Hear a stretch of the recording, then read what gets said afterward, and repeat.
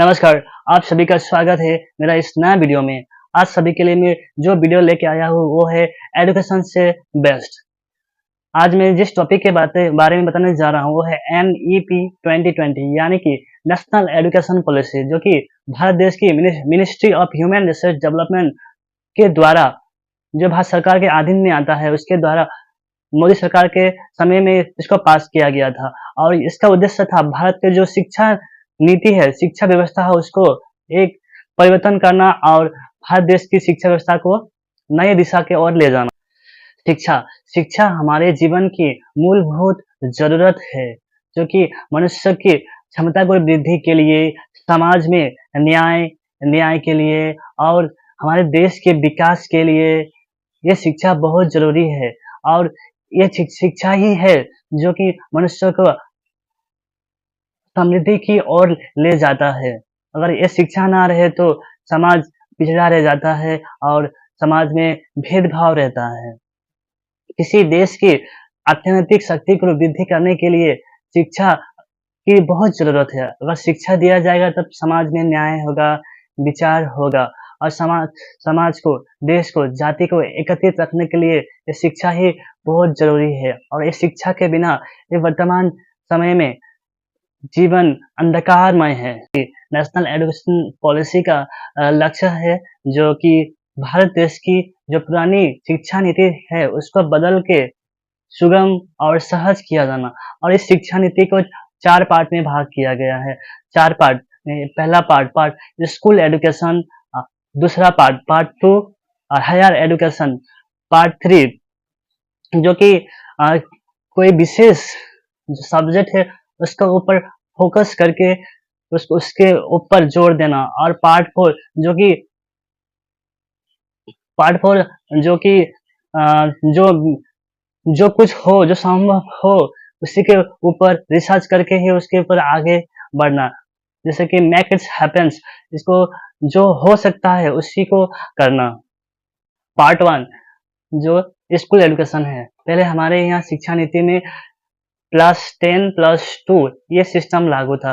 पहले MP, उसके बाद में हायर सेकेंडरी, ये सिस्टम था। इसको ये सिस्टम जो था उसको न्यू एजुकेशन पॉलिसी के द्वारा रिप्लेस करके रिकंस्ट्रक्ट किया गया है, जिसमें नया फॉर्मेट बनाया गया है, जिसमें 5+3+3+4 जो 13 से लेके 18 वर्ष के आयु के बच्चे को कवर करेगा।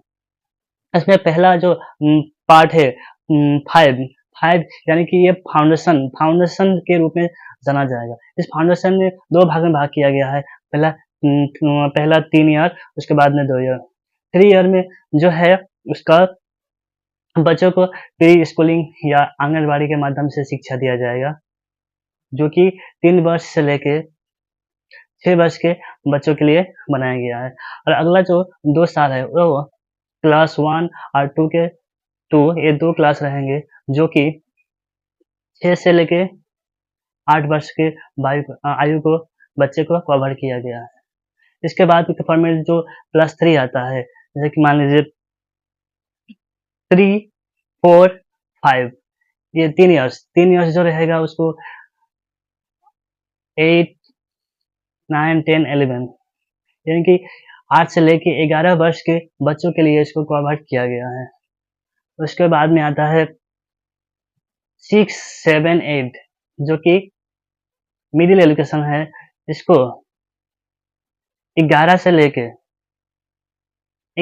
लेके 13 वर्ष के बच्चों के लिए बनाया गया है। उसके बाद सेकेंडरी एजुकेशन जो कि 9, 10, 11, 12 इसको जो फॉर्मेट की जो +4 है उसको दर्शाया गया है। और इसके तहत 13 वर्ष से 18 वर्ष के आयु के स्टूडेंट को कवर किया गया है। पहले क्या था, इस शिक्षा नीति के अंतर्गत जब बच्चा 6 इयर्स का होता था तब वो 1 क्लास में रहता था, लेकिन इसमें फॉर्मेट को चेंज करके जो 3 वर्ष के आयु में ही उसको स्कूल के पार्ट 2 जो कि हायर एजुकेशन है, इस हायर एजुकेशन को 21वीं सदी के अनुसार के जरूरत के हिसाब से इसको बनाया गया है।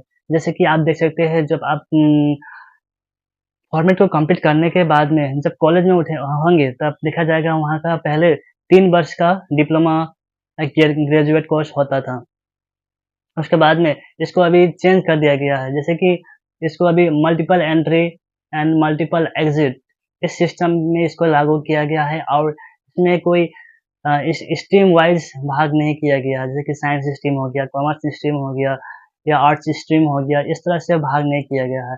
इस एजुकेशन पॉलिसी की एक ही फ़ायदा है, जैसे कि मान लीजिए कोई student first year, second year first year, second year होने के बाद कोई अगर बीमार हो गया या कोई शादी कर लिया, तो वो जब उसका दोबारा से कॉलेज एडमिशन होने की दरकार होगा, ज़रूरत होगा, तब उसे फिर से नया से उसको उसी शिक्षा के में फिर से चालू करना पड़ेगा। लेकिन इस नया एजुकेशन पॉलिसी के माध्यम से क्या किया गया है, यहाँ पर अगर आप 1 वर्ष के करेंगे, 1 वर्ष के कोर्स करेंगे तो आप एक डॉक्यूमेंट्स दिया जाएगा। इसी तरह से अगर आप 1 वर्ष कर लिया, 1 वर्ष का कंप्लीट कर लिया, तो आप जब छोड़ भी देंगे तो आप दोबारा से पहला से आपको शुरुआत करने की दरकार नहीं होगा। आपको जो 1 साल कर लिया है, उसके बाद में जो होगा, जो सेशन शुरू होगा, उसी के अनुसार से ही आपको नया एजुकेशन पॉलिसी में वही जहाँ जहाँ अंत किया था, वहीं से ही शुरू करना पड़ेगा।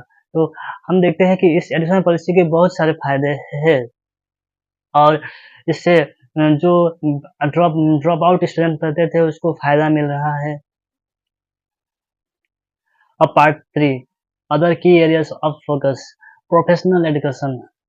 आजकल हमारी समाज में डिप्लोमा के साथ प्रोफेशनल एजुकेशन की बहुत ज़रूरत है। इसलिए हमारे सिस्टम में इस बार प्रोफेशनल एजुकेशन को भी जगह दिया गया है। जाते इस प्रोफेशनल एजुकेशन को लेके इसके माध्यम से जो विद्यार्थी है, जो स्टूडेंट हो, अपना रोज़गार के नए रास्ते को खोल सके।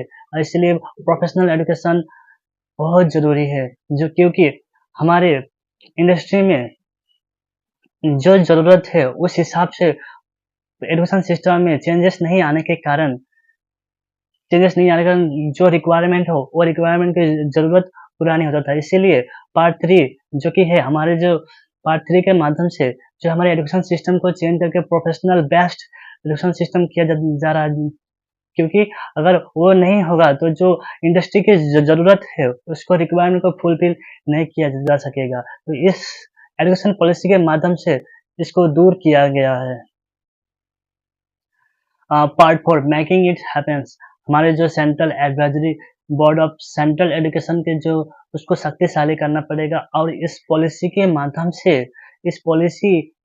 से हमारे जो शिक्षा संस्थान है, वहाँ ठीक तरह से लागू हो रहा है कि नहीं हो रहा है, उसको देखने की बहुत ज़रूरत है। और क्योंकि ये शिक्षा नीति बहुत ही अच्छा नीति है और ये नीति हमारे समाज में, हमारे देश के युवाओं में एक शक्तिशाली, एक अच्छा शिक्षा व्यवस्था को संचार करेगा और वो हमारे देश को डेवलपमेंट की तरफ, प्रगति के रास्ते की तरफ आगे ले जाएगा। तो दोस्तों, मैं ये इतना ही कह के मेरा ये जो वीडियो है, मैं यही केवल आपका परमिशन लेके अंत करना चाहता हूँ और इसी तरह मेरे वीडियो में बने रहें। इसी तरह के वीडियो में बहुत सारे नए-नए वीडियो टॉपिक के लाता रहूँगा। धन्यवाद।